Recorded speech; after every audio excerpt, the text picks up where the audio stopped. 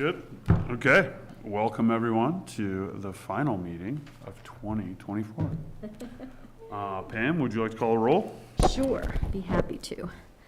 All right, let's begin with David Knight. Here. Dieter Schindler, Here. Angela Anderson, Rick Stevens, Here. Hannah Berman, Here. Angel Dupre-Bouchard, Here. and Ryan Slack. Here. Motion, oh, that's seven, all of them here. That's awesome. Full house. Thank you. Full house. Okay, next we have the consent agenda items. We have the minutes from November 26th, resolution number 50, series of 2024, resolution of the Town Council of Basalt, Colorado, approving the intergovernmental agreement to contribute to the funding of the Eagle County Victim Service Unit. And then 2C, resolution 51, series of 2024, resolution of the Town Council of Basalt, Colorado, approving a memorandum of understanding for use of Genesis evac with Genesis evac and protect in Eagle County. I could take a motion, or if anyone wants to pull either one off to discuss. Mayor, I move that the town council approve the consent agenda items as presented. Second. It's been moved and seconded. Pam, we can do a voice vote on that, or? All those in favor? Aye. Yes. Any opposed? No, we're good. Okay, now we will have a call to the public. A reminder that please limit comments to 3 minutes and address your comments directly to the mayor. Identify yourself by name and address when making comments, and comments should be courteous, civil, and constructive. Town council will make no decision nor take action except to direct the town manager. So, get it started.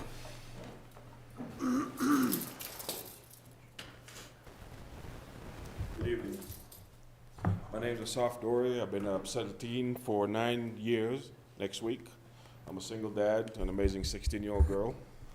I lost my leg in the line of duty as a deputy sheriff in Florida, and I'm here for a couple of reasons. I read a couple of weeks ago that if you're grateful for something and you don't share it, then you're wrapping a gift and you're not giving it to anybody. And the second thing is nobody called 911 because they're having a great time. A couple of weeks ago, my daughter witnessed a pretty horrific incident that no teenager should witness. She called 911. Basalt PD arrived there within seconds. And the way the officers handled themselves, I wanted to come here as someone who lives in Basalt and to say how proud I am to live here and have this police department here protecting us. I've been involved in law enforcement and service public for a long time. The officers that arrived on scene, after that my daughter texted me and she told me I've never been so calmed and felt so safe so fast at that incident. I know for the last 9 years, town manager, chief, Lieutenant Mudge, they've been working really, really hard to create a premier law enforcement department in our area, and we are blessed to have them. We have a police department that's based on professionalism, courtesy, integrity, and the best thing, they're all really good human beings. To help a teenager in that situation, I'm not getting into details because it's probably an ongoing police investigation, is one of the hardest things the law enforcement has to do. And I just want to say thank you from the bottom of my heart to be able to live here and know that my daughter is safe, that we're all safe. And a lot of us take for granted what law enforcement does, but the things that they deal with on a day-to-day basis, and to do it with such professionalism and care is unheard of in today's world. So thank you very much, LT. Thank you, Chief. I don't know if he hears. And thank you for really making the effort in the last few years to make a phenomenal police department. Thank you. Thank you for your comments.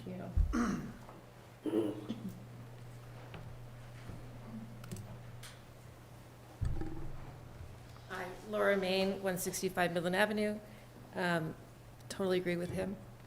It's a great police department. We really appreciate him. I just have a couple things I want to bring to your attention today. Mostly downtown Midland Avenue, Basalt. We keep being told that it's a we're at completion, that it's done, but there's still cones, or not, there's cones all over the place and barrels, construction barrels. And so it still looks like a construction zone. I came to Town Hall the other day to ask about it, and I was told that those barrels are because there are conduits for the lights that aren't going to be here till the end of the winter. And so that they have to be there. So I'm just asking that you look at a more creative solution to keeping that safe and protecting those instead of continuing the construction look that our town has had for quite a while. Also, lights, it is really dark and really dangerous there. There is no lighting except for from the businesses. You know, it's just scary to watch people out there at night with no lighting. And so I encourage you to figure something out, certainly before the holidays. And then once again, I'm here to plea for enforcement of the 2-hour parking ordinance that our town has. It's really a problem. There's still the same cars parked all day in the few spots that we have on Midland Avenue. People park in my parking all day, and I let them because I don't open for lunch until next week. But they're constantly telling me that how frustrated they are. So if we had some movement with those the less parking that we have now, I think that would help people stop and run into a store, run in for a coffee, and frequent the businesses. So thank you. Merry Christmas. Happy New Year. Hope I won't talk to you till then. But thanks so much for your attention to these items. Appreciate it.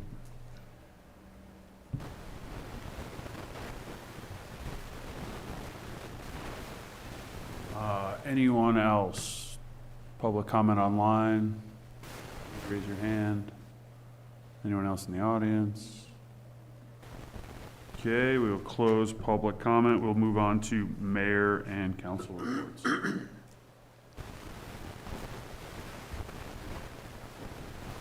Have anything exciting? I would just like to extend a gratitude to Boyd and his team. I know we've had a lot of early season snow, and so I've always seen them out there plowing. So I'm out there plowing early this morning before the kids are walking to school. So appreciate that and know it's a lot of work. So, and looking forward to this Friday's tree lighting on Midland in downtown Basalt to celebrate the almost completion of Midland. Yes. Okay, close. Moving on to manager's report. So, a couple things for you.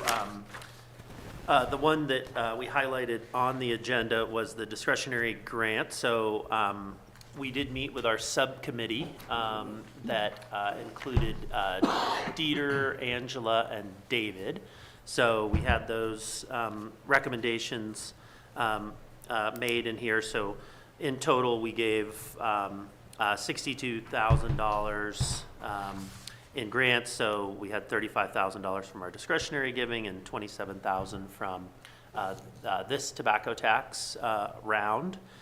So the total that was asked was $142,000, and that was a little bit more than we had last year. So we went through all of those, and I think everybody was feeling pretty good about the way that it was divvied up to these nonprofits.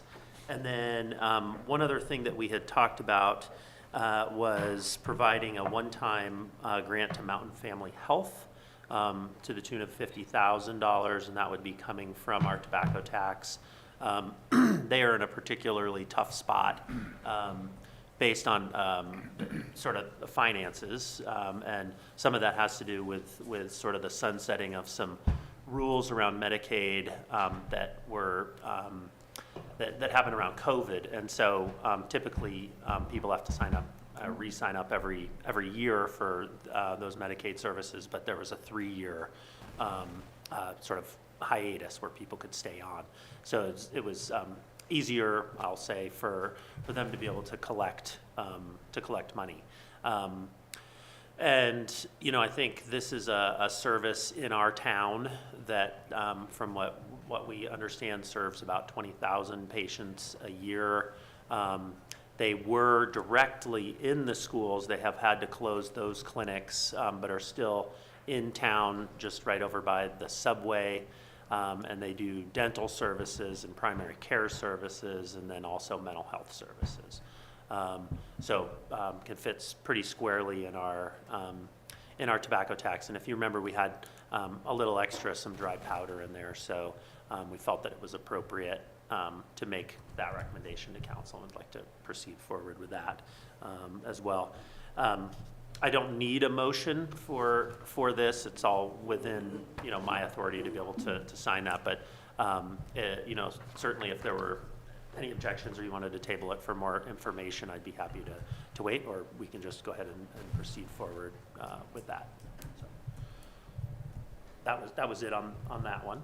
I think that's great, thank I you. think it's good. I think it's an elegant solution. Great. And then the second thing was, here, I'll just pass this out. I'll give you one. Just have a quick memorandum here from Catherine. So wanted to give you a brief update on the Midland Avenue project. So as we've sort of heard all along, we are at substantial completion on the project here, but there will be a couple holdovers to 2025. One is the last piece of paving. So we just ran up against the snowstorms, and we're not going to be able to do it. So that basically is going from the Catholic Church driveway up to the intersection of Homestead and Midland. So a fairly short section. It's about 3 days worth of work, so pretty short. They are doing all of the concrete work, so that piece gets done. So it's really just kind of the paving in that section. So they'll have to come back and do that.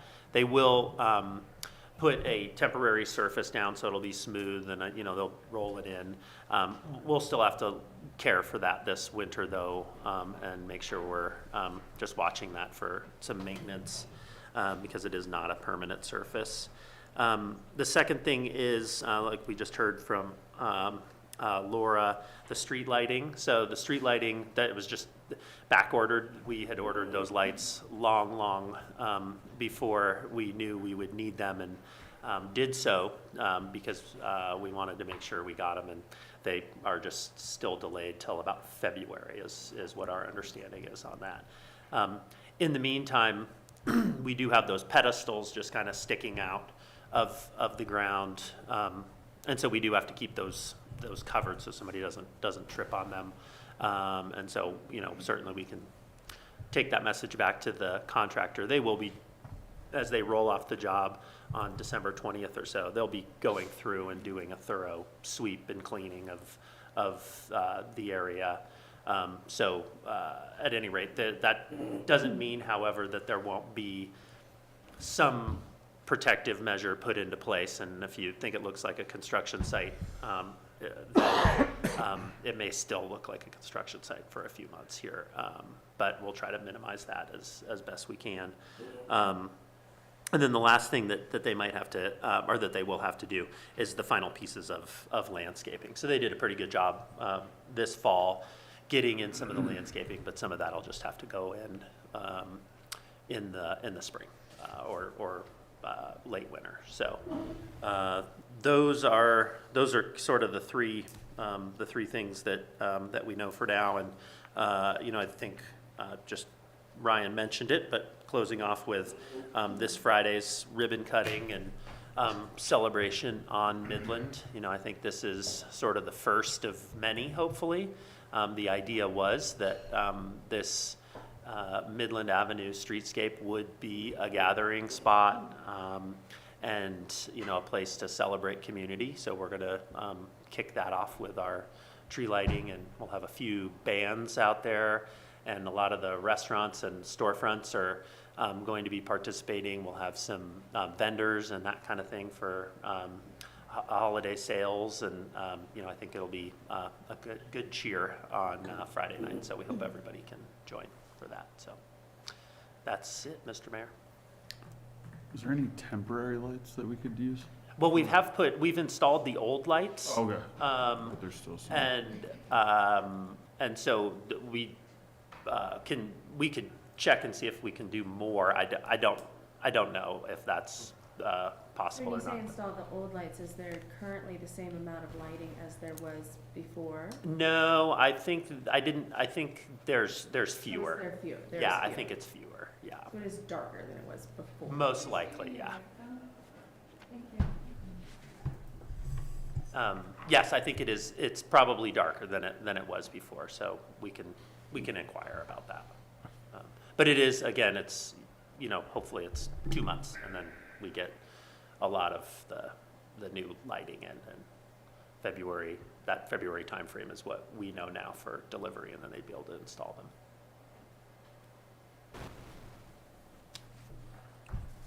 Okay. Any other questions? No. Okay, let's move along to 6A, the West Mountain Regional Housing Coalition. April Long, welcome. Hi, Nice to see you. it's great to see you all. And thanks for Outside of having the me waffle. tonight. Let's see if I can get a presentation going. I'm going to be fast. You all heard from our organization and our organization's chair, Betsy Crum, in October. And let's see. Let me just do this.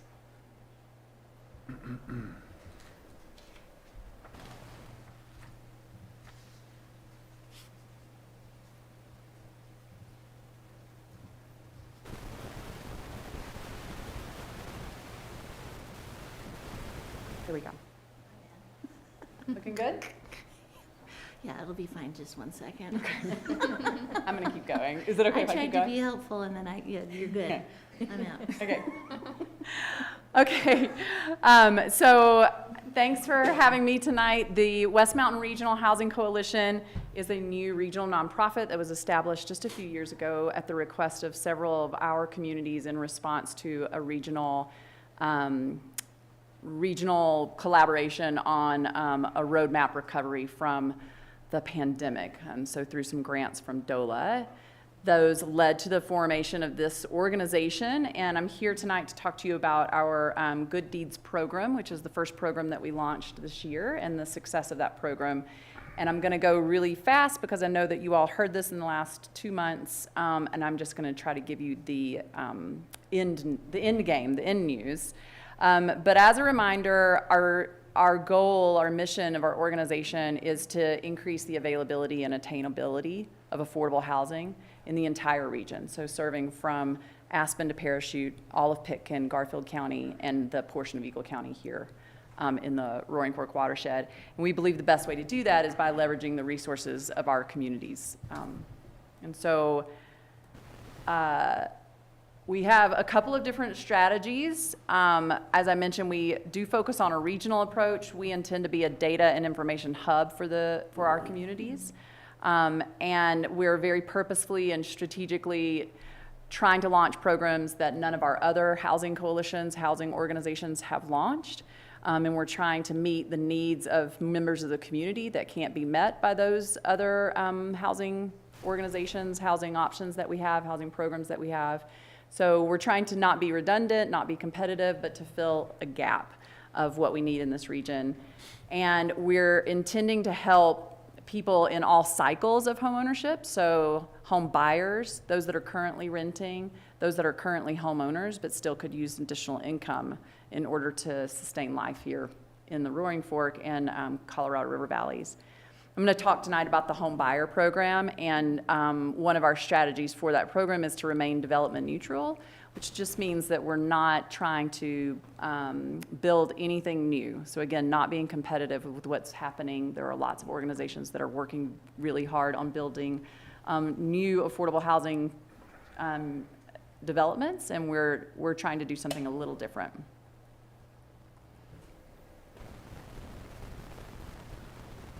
So as a reminder, the reason that we're focusing on homeownership is that homeownership has become out of reach for basically all income earners in our region. The median income for a family of 3 in Pitkin and Garfield County ranges between $90,000 to $110,000 a year. If you use the calculation that 30% of your income, you shouldn't be expending more than 30% of your income on home ownership or on your housing, then that means that those people earning the median income could afford a $325,000 house, approximately. At 200% of the median income, you could afford maybe a $650,000 house. And at 300% of the median income is when homeownership becomes available or attainable in our region at almost $1 million. So there are not a lot of homes for sale under $1 million in our region. So that, just translating that, a person would have to earn 300% of the median income, or a couple would have to earn 300% of the median income, or at least $300,000 a year. In Garfield County, the median sale price in 2023 was $885,000 in Garfield County. In Pitkin County, it was $7.8 million. So we launched the Good Deeds program in the fall. And as a reminder for that program, what we're trying to do is preserve and conserve the existing housing stock that we have in the region for people who earn incomes here locally. So as you all probably know, a lot of our real estate goes to outside investors. They're not contributing to this community particularly, and they're certainly not earning their incomes in this community, which is causing the market to shift a little bit out of balance, or a lot out of balance.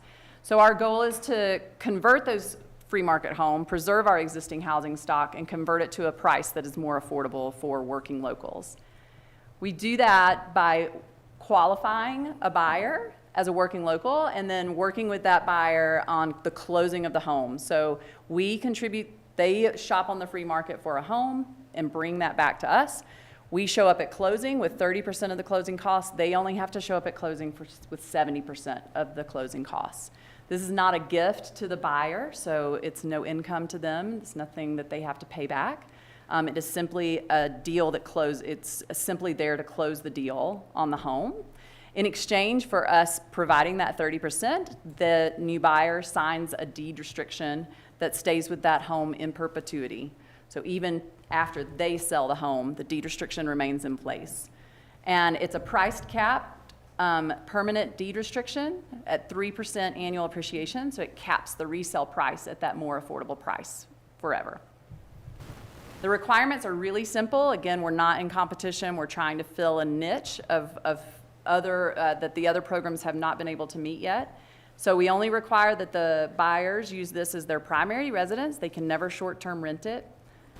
They have to maintain full-time local employment, but locally anywhere within the region. So it's not, if they change employers, they're allowed to change employers. They're not going to lose their housing as long as they stay employed by an employer in this region. They have to requalify annually and prove that local employment. They can own no other residential real estate, and again, there's the 3% annual appreciation that they agree to with some allowances for capital improvements. Okay, so I'm here to report back on the success of this program, and it has been wildly successful. In just 4 months with $2 million, we have deed restricted 7 homes, and I just am entering into another contract this week. And so we will have 8 homes deed restricted by the end of the year. I'm showing these slides were developed before this person went under contract, but we have expended $1.8 million of the $2 million. We have actually expended $1,997,000. So we have $3,000 remaining in the program.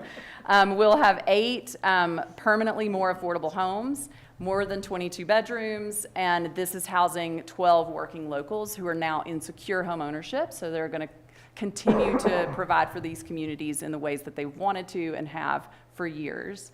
In addition to the 11 working locals that have purchased, that are the buyers of these homes, several of them have bedrooms for rent. We have allowances for that, but we require that they also rent those to working locals. So that's additional working locals in affordable rental situations. And one of our buyers freed up his own already affordable housing unit and moved into a bigger place. And so that has gone to another person working locally. So it's just a nice cycle. And then I would add that in Glenwood Springs, of the 5 workers that have bought in Glenwood Springs, 4 of them are now within walking distance or biking distance of their jobs and their schools. So we're reducing commuter traffic as well. All right, looking at these, if you want to dig into the numbers, the homes that we have purchased and the purchase price of those homes are in green. So we've been in partnership on purchasing homes that range from $550,000 to $1.2 million.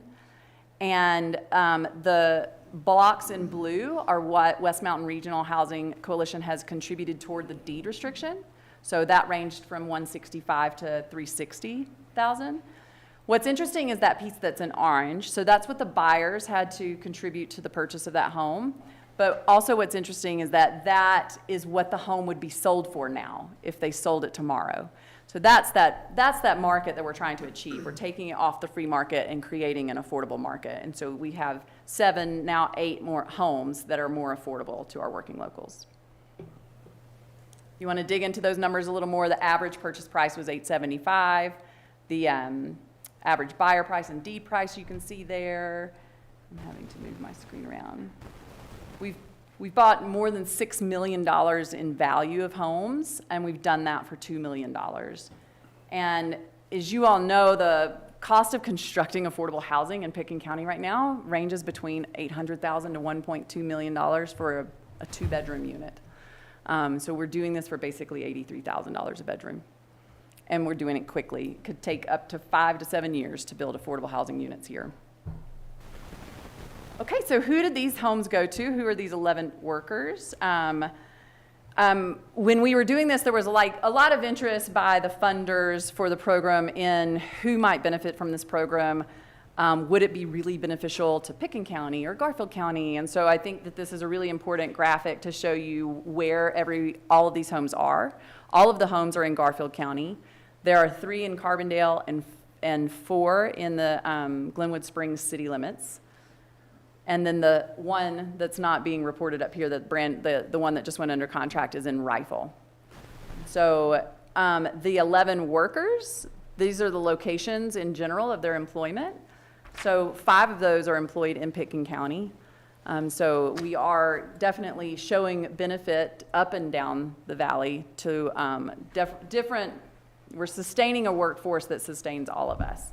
We're definitely meeting that regional mark. There were also interested in what professions or who their employers might be. So we have employers, everything from healthcare to architects, certainly the school district, SKICO employees, hospitality, local government, local nonprofits.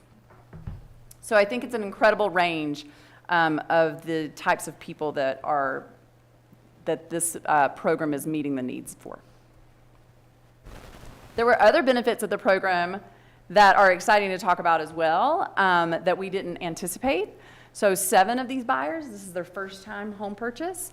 8 of them are moving out of rentals. One of our strategies that I didn't mention is that we're trying to kind of, if you think about the cogs of home ownership, but move people who earn high incomes and can pay high rents. If we can move them into home ownership, then maybe we can get a better control of the rental market and allow the rental market to settle down so that low-income earners can better afford rent, which is where they are typically in the housing continuum. So 8 of those buyers are moving out of rentals into mortgages. Lenders that we're working with are seeing our 30% contribution as a down payment by the buyer. And so they're getting incredibly good rates, interest rates. I mean, not incredibly good as those that you gotten 5 years ago, 6 years ago, but they're still the best rates that are on the market right now. Let's see, and we estimate a savings of over $500,000 for our employers and businesses in the region. So if you estimate the cost of the lost labor costs plus the cost of recruitment and training a new employee, employers generally range between $40,000 and $60,000 to do that. So estimating that across these 11 local workers, that's about a $500,000 savings. I think the really incredible part of this is the human touch to it. These buyers are people that you know. They're friends of our community, and they're contributors to our community. They have been really, really grateful for the opportunity to be in home ownership in the communities that they love and that they are participating in. And they are all basically at their dire ends of like ready to leave the valley. There is no other option here, cannot make it work, and this is the solution that they've been looking for. So we're getting incredible heartfelt thanks and appreciation for the program, and I wanted to share that with all of you because it's really sweet. These are some of our buyers. Again, you may know some of them, might recognize a few. One of our most recent buyers is a grant writer for CMC. She just has like, it's an interesting story. It's not a unique story. She's in a rental in Rifle. When you're a renter, she's on a month-to-month rent. She doesn't have stable housing. She doesn't see how she's going to get stable housing. That rental has asbestos and needs electrical work, and she doesn't have an actual bedroom for her son who's preteen. You know, and so this gave her the opportunity to get into stable, secure home ownership. She's able to maintain this job that's really valuable to our community at CMC. She's a grant writer. She's securing some of the grants that CMC needs in order to build their own affordable housing. So there's, again, this really creative, sweet cycle of paying it forward. And she was able to move into a home that's next door to her son's school. So she's reducing her commuting traffic from Rifle as well.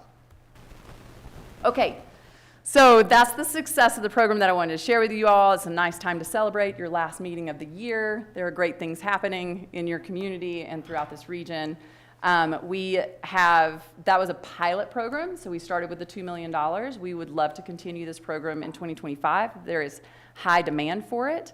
That were some of the questions that we got when we started the program. You know, who would even be interested in this? How would you even pull it off? So we wanted to show proof of concept with what we've done. We think we've done that well.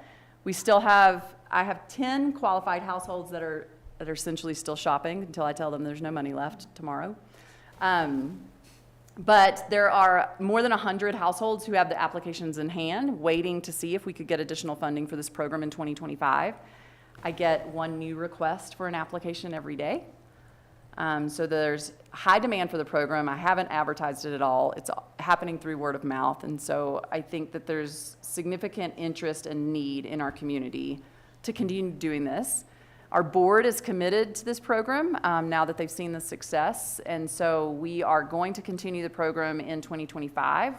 We are actively seeking financial support. We're going to continue to seek support from our local governments in this community. We are also working with the state, who has been very interested in how this program might work for this region and what that could look like if you could scale it or replicate it in other regions that are similar to ours. So we're going to take this information back to them to show them our success.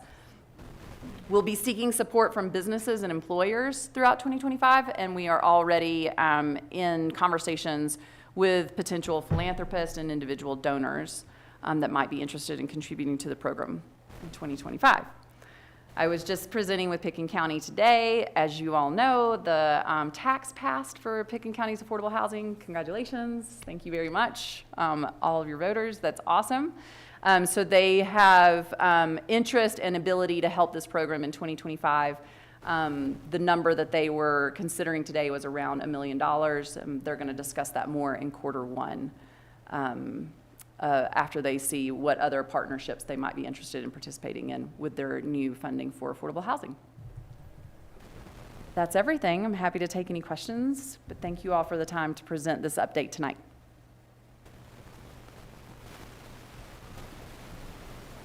April, I have a question. Mm-hmm. So for all of your, the people that complete the interested owner, or, participants, is it first in line? Is that how it works, basically? Yeah, so I qualify people, so they kind of the way a lender gives you a pre-qualification on a loan, like you in general, you meet the qualifications, go shop now, right, and then come back when you actually have something. Okay. So it has been first Once qualified, First whoever come, comes first to you serve. with, hey, here's something I'd like you to purchase, I'd like you to consider partnering with. Yeah, you can do that. We don't have any requirement. You'd still have to go through the qualification Sure. process. Yeah. And you put your earnest money at risk if you go under contract before knowing about our program. So you have, Yeah. so there's 100 qualified people out there that are potentially shopping for homes. Right, but I give them that caveat of like, we have a ticker on our website Sure. of how much money's left. Yeah, Like, right, watch right, that yeah. and contact me if you're really about to write a contract. Gotcha. Yeah, Just curious about that. yeah. David has his hand up. David, Mayor? Sorry I can't be there in person, but thank you for the update today, and I just wanted to say, I feel like what you guys are doing is awesome, and it's such a complimentary program to what we're trying to undertake. I think the 30% benefit being considered as a down payment is super interesting also, and really cool. I just wanted to remind, we do have $100K budgeted for you guys for 2025, so hopefully you'll get an application that is eligible for that, and we definitely want to participate and want to try to find a way to help even more. But just wanted to make sure that was called out. Thank you for the Prezzo and all your work, and the organization work. Thank you, Mayor. And I just wanted to thank you all for setting aside that funding for 2025. And Angel and Michelle are both on my board, and we're exploring all of the creative ways that we can bring funding into this program. So you might hear of some different approaches coming, different ideas that would be ready to present to you as we flesh those out in 2025. Flesh those out. I was in the room when that photo was taken, and it was all people under 40 who were teachers and nonprofit workers. And one of the main trends that every single person, including myself, talked about was the cost of housing and how hard it is to be a young person trying to make a life here when the median income and the median home price have such a disparity. And the success stories we heard were almost all folks who had done this program. We heard from Courtney, who's the assistant principal at Glenwood Elementary School, and she told the senator sitting like right where you're sitting, like, I don't know if you know how much this means to me, to be able to stay in my community, to stay at my school, to stay with my students, and this is letting me do that. So I have huge respect for what this program is doing. It's a very efficient use of funding, and I look forward to having it continue to grow. Yeah, me too. Yeah, and Courtney is the vice principal for my children. Yeah. So it's an important piece of our community to be able to help all of these people. Yeah. Great. Okay, Thank well, you. thank you all for the time. I appreciate it. Thanks, April. Okay, on to council actions. 7A, resolution number 52, series of 2024. Resolution of the Town Council of Basalt, Colorado, approving an intergovernmental agreement with Pitkin County to fund the construction of the Stotts Mill Child Care Facility. Michelle, All right. didn't we already approve it? Oh, I did it. Okay. Well, so resolution number 52 of 2024 is related to the Blue Lake Preschool operated at Stotts Mill, which created 48 new childcare spots when it opened in September of this year, thanks to a collaboration between Pitkin County, Blue Lake Preschool, and the town of Basalt applying for a state grant, as well as an initial grant match given by Pitkin County for our first IGA. An additional $200,000 was available from Pitkin County through their grant process, and was necessary to finish the construction costs, to pay for the construction costs for the child care center. So before you is a second IGA for that additional $200,000 that Pitkin County has awarded the town to cover those costs. And I think you've heard this presentation a couple of times, so I'll keep it short there. And of course, staff recommends adopting resolution number 52. Any questions? Questions? I'd entertain a motion. Mayor, I move that the town council adopt resolution number 52, series of 2024. Second. It's been moved and seconded. Can we voice vote this one? With, David, for the I'm rest on. of these, with We'll just David do- remote, we'll have to do a Pam, can you roll please call the roll? Happily, sir. Thank you.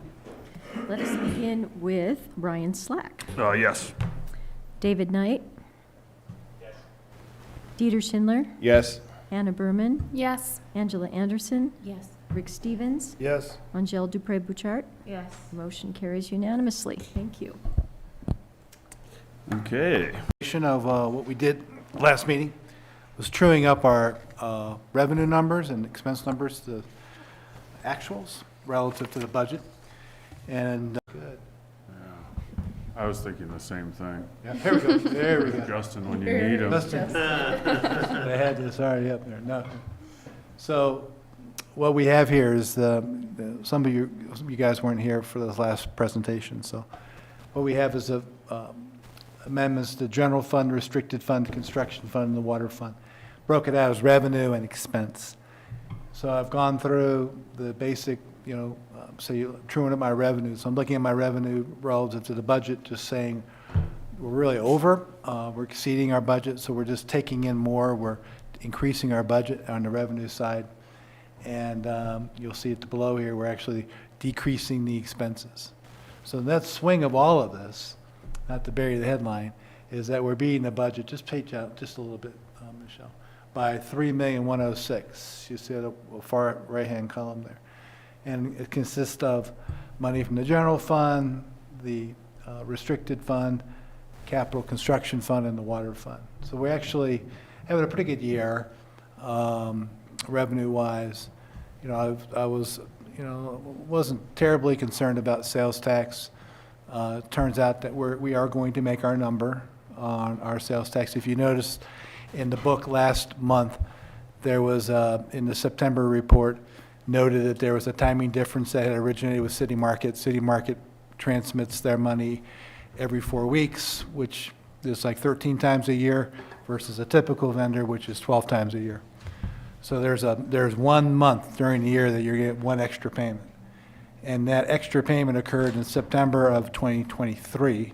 Didn't occur in 2024, September 2024. So you look at the numbers, it looked like we were like missing our number by a fair amount. But that has since reversed. And actually, I just looked at the number yesterday. And we are going to make our number. And this is all good news. And then on the expenditure side, we have reduced money that we had not able to execute, mainly on the capital side. The personnel side is tracking. Our personnel budgeted number is tracking. Our OpEx number is likely going to be about, I'd say, between $350,000 to $500,000 less than budget. And much of the differences here is capital. And it's really not a savings, it's just deferring it into 2025. So anyways, this is what you saw last presentation. I could go long further if you want any other questions about the amendment. I have a question. Yes, sir. Are we deferring more from capital into 25 than we planned on deferring? No. No? The 2025 budget that we signed off on contemplated these items moving into 2025. But did that increase? I mean, we heard earlier from Catherine's memo that the work that was planned to be completed this year is being pushed to next year. Yeah, well, you see that Midland number there, that transfer in and out, that $500,000, that's likely going to be $1 million. Okay, So- that's my question, I guess. Right, it's likely going to be $1 million, but it doesn't affect this because whatever the excess money is we need to fund Midland was coming from the general fund. So if the general fund isn't spending it, I mean, if the capital fund isn't spending it, it doesn't need it from the general fund. So it's a zero-sum game. The general fund is funding the construction fund for Midland right now at this point. Okay, but back to my question is, to get to 100% of completion, we've deferred more work to 25 that we thought we were going to finish in 24. That's right, because the paving and the lights were unexpected. Right. Yeah. And we had thought it would be Landscaping, 500, finishes, but now whatever. it's $1 million. Probably not so much the landscape, because we held over about 500,000 into 25 for those kind of things, knowing that probably landscaping was one of those. So it's really the lights and the paving that'll drive that excess. But it's simply a timing difference. No, I get it. Yeah, it's simply a Yeah. It's timing. also cash flow issue. and- Yeah, but Other We're good on cash flow. Yeah, no, I know. I just was curious. yeah, cash is tracking. So. So you yeah. good? You Yeah. answer your question? Okay. I think we need to anticipate there's just more work than we anticipated was going to be done next year, which creates a longer project into 25, and Yep. finishing gets pushed back. So I'm just, Yep. I don't want to sit here and think that we're done. No, Yeah, no. and I got that number from Catherine. She was, Okay. because I told her you had 500, and then it turned out to be $1 million. So, but again, we haven't breached our budget, which is Right. which is really the more important point. We're still tracking it. This is a public hearing. I will open the public hearing at 9:53, or sorry, 7:53? Is it? 6:53? Very bad at telling time, apparently. Sorry. Jeez, Related to Justin? I don't know what's going on. No one in the public, no one online. We're going to close the public hearing. Anything else? Any other questions from council? Jeez. We'll close the public hearing at 6:54. Making it clear. Appreciate that. On this. Sure. Mayor, I move that the town council adopt ordinance number 24, series of 2024 on second reading. Second. Pam, it's been moved and seconded. Could you please call the roll? Absolutely. Let's begin with Angela Anderson, Yes. Rick Stevens, Yep. Angel Dupré-Bouchard, Yes. Ryan Slack, Yes. David Knight, Yes. Dieter Schindler, Yes. and Hannah Berman. Yes. Motion carries unanimously. Thank you. Thank you. We will move on to 7C, Resolution Number 53, Series of 2024. Resolution of the Town Council of Basalt, Colorado, levying general property taxes to help defray the cost of government for the town of Basalt for the 2025 budget year. Doug again? Thank you, Ray. So this is a pretty flat renewal of our mill levy relative to where we were last year. We had some pretty good increases in property value, 23 compared to 22. But as we look at 24 compared to 23, the actual property value and just for a minute, I guess getting into the details, for the new members, the mill levy is based on property values in Pitkin County and Eagle County. The values of our total assessed value, 70% of it or so, is associated with Eagle County, with 30% of it being tagged to Pitkin County. And the levy consists of three components. One is just the actual mill levy, general operating expenses. There's a bond levy, which is servicing our bonds, that are taxable and tax-exempt bonds. And there's another small piece for some refunds that had been made to property owners, mainly in Eagle County, that we can assess a portion of our property levy for. So when we look at the actual levy, that 5.957, that number cannot change. That is what we have. And we determine the revenue by simply taking that number and multiplying it by the assessed value of the real estate. The assessed value of the real estate, really, it was 300, the 24 value was 316.6 million compared to 23's value of 316.2 million. So it only increased basically $400,000. So from an aggregate dollar amount of property taxes, then that the town would be getting was very small of an increase. Say it's rather de minimis relative to the total. So that's the mill levy. The 5.957 doesn't change. The bond levy, on the other hand, is actually, you have to determine what the mills are, because we're actually maxed out only assessing enough of a mill to fill the $950,000 that we need for debt service.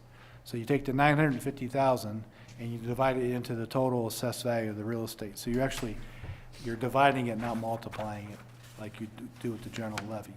So really, when you do all of that, since the property values haven't really increased, neither did the mill levy. And in 2023, the mill levy was 3.004. Now it's just flat 3 points. So the mill levy is 3. So that times the assessed value gets you to the 950. You got to do the same math with a bond abatement. There was like, I don't know, $46,000 or so in refunds, principally in Eagle. And that is, again, divided into the assessed value of the property of $316 million. So it comes out to a very small number. So I guess the headline is that we're getting essentially, and we budgeted essentially a flat number, and we're going to get a flat number. And that's what the mill levy would indicate. And that we've got basically 9 mills, 5.9, call it 6, is general operating, and 3 is debt service. So all of this then needs to be approved, this resolution. And then I need to certify this and send it to Pitkin County, Eagle County, and there's also additional information that we need to provide this year. That was a consequence of the House bill.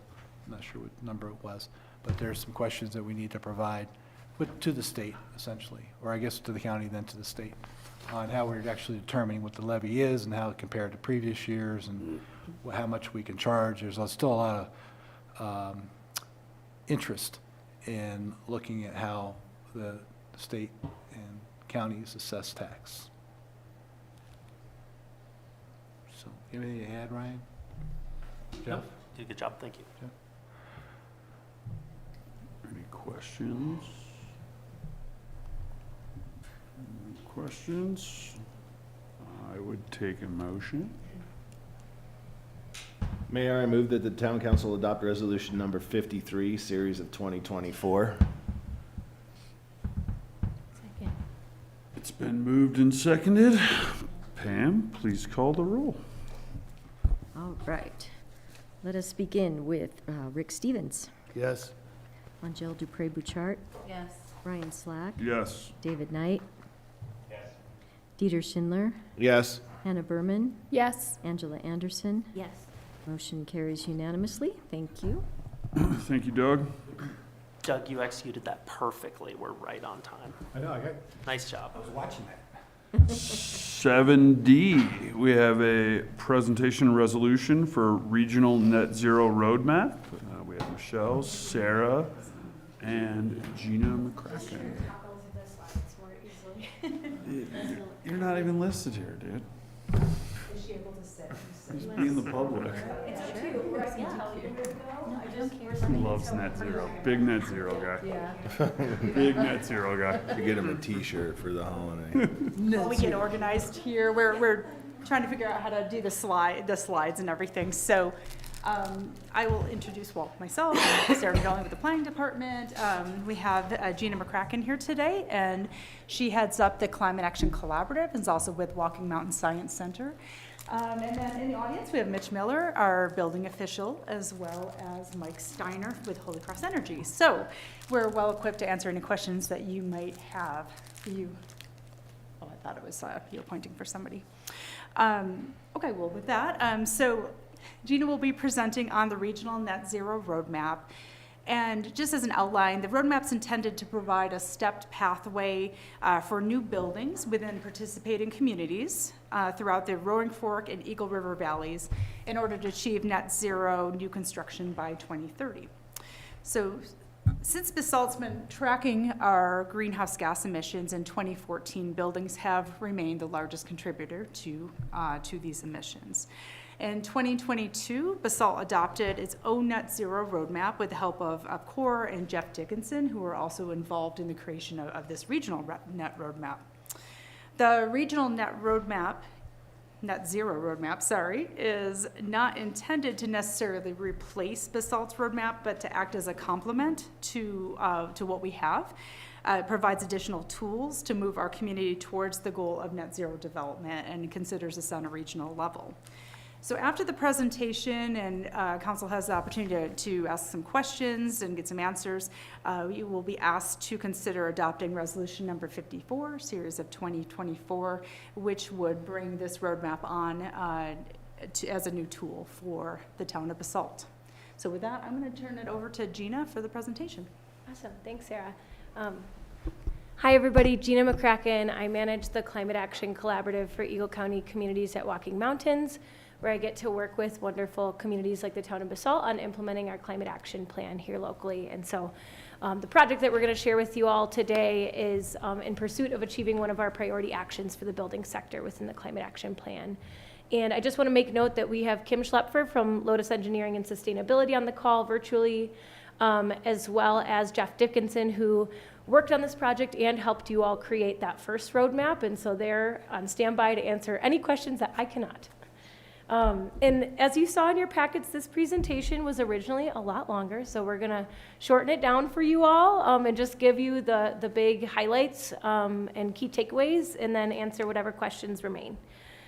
So apologies in advance for all the flipping through slides, but sharing some light background, we received, the CAC and Lotus Engineering received funding in 2022 to do the Eagle County Code Cohort from the Colorado Energy Office, and that brought Eagle County communities together, including town of Basalt, in a listening fashion to come to consensus on a sustainable building code.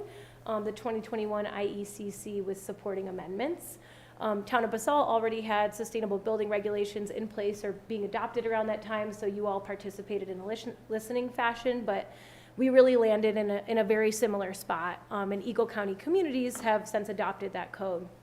When that project wrapped up, we wanted to continue to build on the momentum that had begun with the code cohort and roadmap our code process to net zero new construction by 2030, as spelled out in our climate action plan. We know this is something that we need to achieve to meet our climate action plan goals. And so we developed a project proposal that the Colorado Energy Office ended up funding to do this work. But when we handed it over to the Energy Office to review, they said, great, bring in more communities. And so we got the Roaring Fork Valley communities involved. So all of our Eagle County communities, Pitkin County communities, and then a couple Garfield County communities participated in this work to come to consensus on how we will achieve net zero new construction energy codes by 2030. And this work was informed by the building officials across the region, including Mitch, as well as our sustainability staff, just to make sure that there was local and town level buy-in. So just sharing quickly on the participating communities, as you can see, you have done some awesome work to create a roadmap before us as a region went to try and tackle this work. This roadmap is something that all of the communities that you see listed up here have come to consensus on and agreed to work towards by 2030. Okay. Gonna skip through all of this. So the regional vision, not only is this work important for code alignment of our regional building officials and making their lives easier, but it's also really important for our workforce. And that was something that the Colorado Energy Office really drove home. And so as a part of this work, beyond just working at the local government level, we wanted to turn to the workforce and ask them questions. And so we hosted 5 listen and learns across the Roaring Fork and Eagle River Valleys with over 100 participants from the companies that you see listed above. And some of the things that we asked them while we presented where our roadmap landed were, what do you all think of this roadmap? What is your opinion on the need for these regionally aligned codes? Are you all ready for these requirements? And then what barriers do you face, and how can we as local governments or organizations that support local governments work to address those concerns that you have in meeting an advanced energy code like this? And so we gleaned some really important insights that I think are very much in alignment with what we set out to do with this roadmap. And so one of the key themes that we learned, and you can see some quotes pulled directly from these engagements in this slide, but one of the key themes that we gleaned was that our workforce doesn't want to be burdened with selling the benefits of electrification and energy efficiency equipment. Government should be setting that code, and if that is set, they will absolutely build to it. And so that was something that we heard was local government really needs to be taking the lead on this, so that way we can support and help meet that code. We also heard that regionally aligned codes are super important, just to make sure that our workforce isn't needing to deal with different codes in different communities and the overwhelming complexity of working one day in this community on a totally different code and then going 20 miles away and having a completely different code in another community. It makes their lives a lot easier when our codes are consistent, and it reduces complexity for them. And then finally, we also learned that there is demand for equipment like heat pumps and electrification, and that housing and wages continue to be an issue of our local skilled workforce in terms of recruitment and retention. So I think the presentation that we heard earlier today is a great opportunity to pose some interventions there. And then just one more note on this section, it really does matter that the workforce understands the code. So Xcel Energy funded a study where they were looking at non-compliance of the building code across different building types. And what they learned was that up to $2,300 per building per year are lost by the building owner or the homeowner due to non-compliance with that code. And so it really is important, not only for our workforce understanding and for us as local governments, but also for on the consumer end, for people that are utilizing and inhabiting these spaces and paying the utilities in these spaces, that they are built up to code. As we continue to advance codes, specifically the energy code, the intention there is to increase efficiency, which results in decreased utility costs for the folks inhabiting those spaces. And so when we see that non-compliance with building code, that translates to increased costs for the folks inhabiting those spaces. I want to stop for just a moment on the roadmap. I'm not going to get in the weeds here because I think this information can be found in the packet and is really aligned with your all's roadmap. But just to say that we utilize the Basalt roadmap as a guiding tool and something that we referenced as we worked with all of these communities to develop this roadmap. So if anybody has any questions on the specifics, we're happy to dive in after the presentation.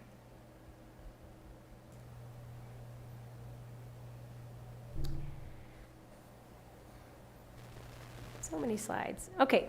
Partnerships and collaboration. So we really just wanted to drive home that while this project may be wrapping up in Q1 of next year, we have some awesome community coordinating entities that will continue to work with local governments to ensure that we advance this work and continue it into the future. And so for the Eagle River Valley, that looks like Walking Mountains, my organization. Of course, you all are familiar with CORE in Pitkin County and CLEAR in Garfield County, and these three organizations are very dedicated and committed to continuing to work with building officials, continuing to be a resource for information on rebates and incentives and code compliance and things like that. So just want to share that you can continue to lean on us.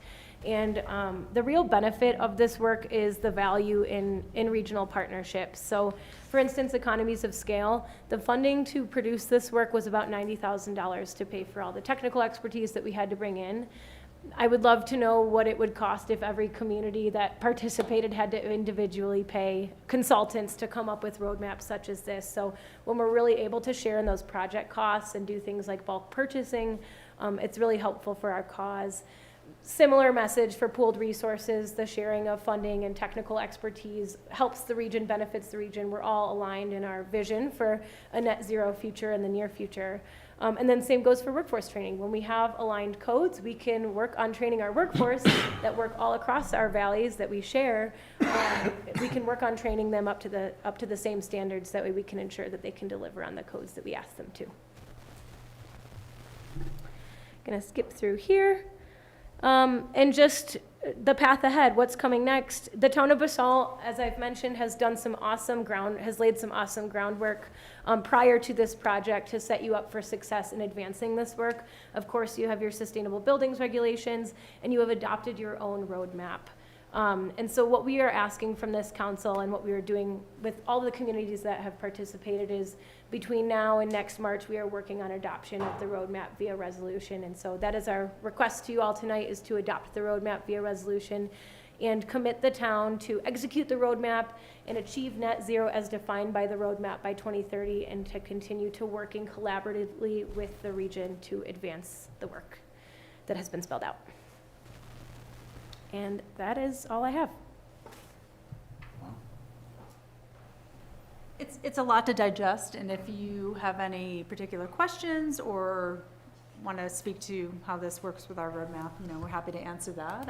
And like I said, we also have Mike here from Holy Cross and Mitch, our chief building official, and some technical experts online as well. So anything we can do to help in the understanding of this, happy to do so.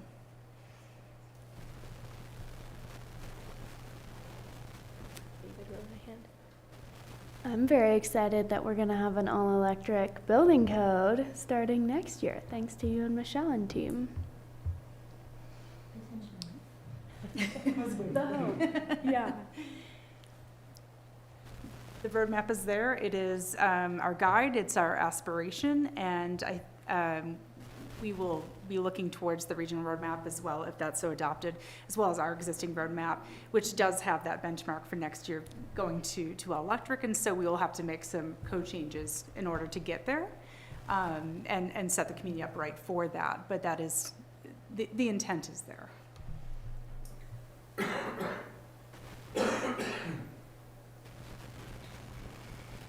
No, it's exciting David stuff. has a question. See?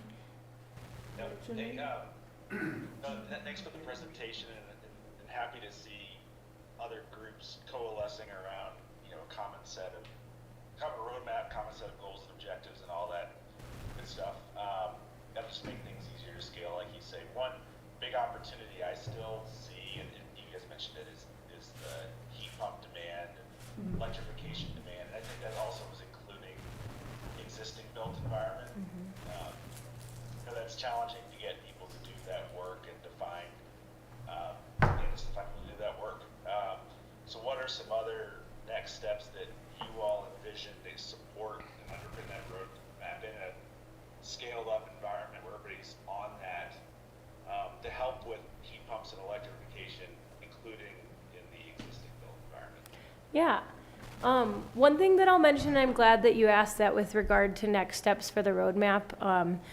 The Climate Action Collaborative and CORE are going to be pursuing a Colorado Energy Office grant, 2 individual energy office grants, to once again build on the momentum that has been created over the last few months, and seek some funding to support implementation of the roadmap, do things like offer workforce trainings and educational opportunities for local government staff, help with plans review. We could even put in some funding to assist with the actual code update language. So we are definitely continuing to pursue funding to ensure that once this is adopted, we aren't just leaving communities hanging. We're taking active steps and continuing to look to the future.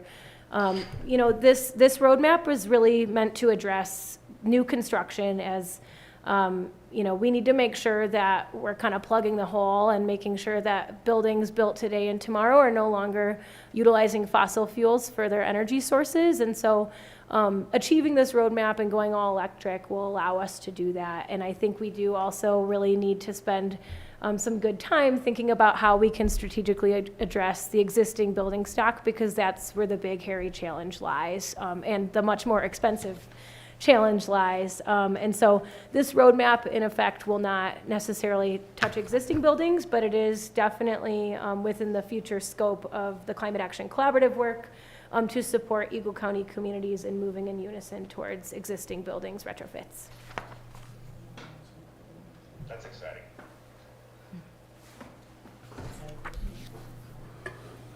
Oh, sure. Yeah, Michelle asked me to.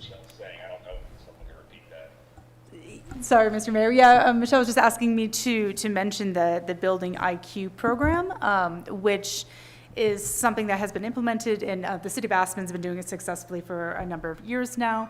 The town in this next year will be working, the Green Team in the town will be working with CORE to implement a Building IQ program, and this is a benchmarking program that we intend to be voluntary at first. We will be refining the program as we go along, but this is getting at those existing buildings and the highest energy users. We're looking at our large buildings, large energy users. And the Building IQ program I won't get into technicalities, but what it basically ends up spitting out, like where a building could be more could be more, whether energy tight or looking for improvements, then we'll be working through CORE with those building owners in order to, help them understand what improvements they could make to really, retrofits that could be made and help them to get into a better compliance with, better building seals, tighter buildings, bring them up to a better code, perchance. And in that way, we're getting at those existing building stock. We're trying to start getting at that, what we can do to bring those older buildings up to a better way of operating. Can you speak more to why we made it optional at first? Did you say why would it be optional? Or why we made it kind of opt-in at first? Yeah. Phone a friend. I feel like it's probably a time for something. Thank you. So with that Building IQ program, we'll roll out the details for that next year. We have limited funds to roll that out, so we're going to start with the voluntary program. Part of that program includes having utility bills from property owners, which we've learned from the city of Aspen that not everybody wants to share that information right away. So there's a level of gaining some trust and some transparency on how data is collected and that it's not personalized and that it's really goes into this bigger category. So we're going to start there, and we're hoping to have some success stories that will then make it more palatable to move forward into mandatory. Got it, thanks. Yeah. SGM did a series of free home inspections and assessments out of all, just call up and they'd make an appointment and come over. Is that built into this anywhere? Yeah, CORE will do that as well. Or, okay. Mm-hmm. The other question I had was, several land use proposals that we've seen or I've seen have included standards for renewable energy and things like that over and above what the local building codes required.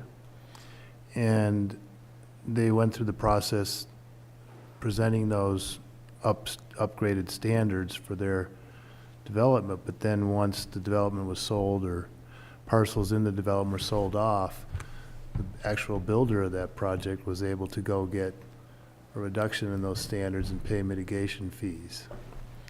And that clearly upset one of our local developers here, that he had set such a high standard for his project that it was compromised later on by the building permit process and the availability of mitigation fees that he could pay in lieu of. And I think that's one of those potholes that we may have to deal with, and I'm not sure where we are in comparison to a project that might go off in Garfield County that may have a different metric for this regional roadmap than, where are we? Are we all being congruent now? Are we there yet? Or is there still sort of a place you can go and get away with a lesser standard? Are you referring to, are we all on similar code standards right now? That, and also, enforcement. So if a project comes across the table and it has high standards for energy management and conservation, and then it's allowed to have those requirements or conditions of approval met by paying fees in lieu of, it's kind of a, waste of time to talk about it. Yeah, so a lot of the communities that participated in this project do have either an exterior energy offset program or a renewable energy mitigation program, which I believe you were talking about. And it is built into the roadmap, so you'll see on that slide where we kind of include the different steps of the roadmap that we created as a region, that all communities advance to having an exterior energy offset program or renewable energy mitigation program. So while, yes, right now, there are some regional communities that don't have that in place, by way of this roadmap, if implemented in the future, that would be very standard across the Eagle River and Roaring Fork Valley communities. And one thing that I didn't mention that I maybe should have is that I know Town of Basalt does have some PV requirements in place right now. And that was a commonality amongst the Roaring Fork Valley communities. And the final step of that net zero code is just requiring PV ready for structures, because we recognize that the significant strides made by Holy Cross Energy and our other utilities that were involved in this process make it such that we don't need on-site PV to offset fossil fuel consumption. So long as that building is all electric, it's being serviced by renewable energy. So that's another piece that I wanted to share related to renewables. And I think, Rick, just to speak to what you're saying, I think that like what the town of Basalt has done, I know you're not referring to a development in the town of Basalt, but you know, we've tightened our codes in the last few years so that those loopholes don't exist. And so it's going to be up to those, you know, politicians develop, or excuse me, having the political will to, you know, really upgrade their codes similar to what we've done, and then, you know, to be able to carry that out at the staff level. So it's not only this sort of policy document, but then taking it that step further and really tightening the code so that you can't get out of it. And you know, our REMP fees, our cash in lieu, are for very isolated examples. It's not, oh, we don't really want to do the do a building that's energy efficient or all electric anymore. Even though we said we were going to do that in the entitlement process, so let's just pay, like, that's not an option, so. Yeah, and this happens when the entitlement process is granted to a developer and he sells a parcel within the development, and that developer comes in and says, I can't afford to do it. Mm-hmm. Yeah. Or whatever the excuse is. Right. So, that's where I think we get. Kim might want to say something here. Hi, everyone. Thanks so much for having us. Can you hear me okay? Barely. Yeah. It's us, go ahead. Awesome. Yeah, just I wanted to, kind of elaborate on some points, and I think everything that's been said has been really well said. But just to emphasize that REMP program that you all have in place is really focused on exterior energy use, so snow melt, pools, spas, heat tape, and there is that fee in lieu offset option. And not for nothing, I think, we recognized through this process and as a cohort that as we advance towards these 2030 goals, there's sort of this big bucket of untouched emissions, right, in the snow melt and exterior energy space that need to likely be addressed. And so by way of these EEOP or REMP programs, and by way of this future collaboration and future efforts together, we're hoping that over time as we advance to 2030, we can take a serious look at those types of programs and try to understand how we can best leverage them to reduce emissions in the exterior energy use space. So that's all I wanted to add. Thanks.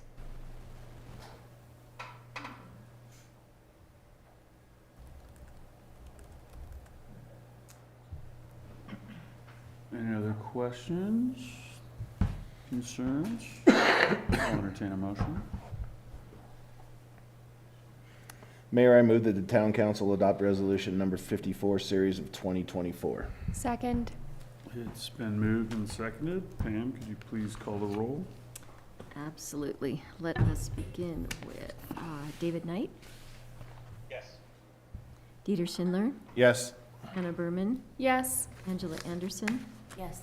Rick Stevens, Yes. Angel Dupre-Bouchard, and Yes. Ryan Slack. Yes. Motion carries unanimously. Thank you. Thank you. Thank you very much. Thank you for the presentation. Motion to adjourn. On that, I will thank everyone for attending the meeting and wish everyone happy holidays and a wonderful new year. I'm going to gather all of you. See you later, alligators. Just want to share something. West Mountain? Yeah. See you,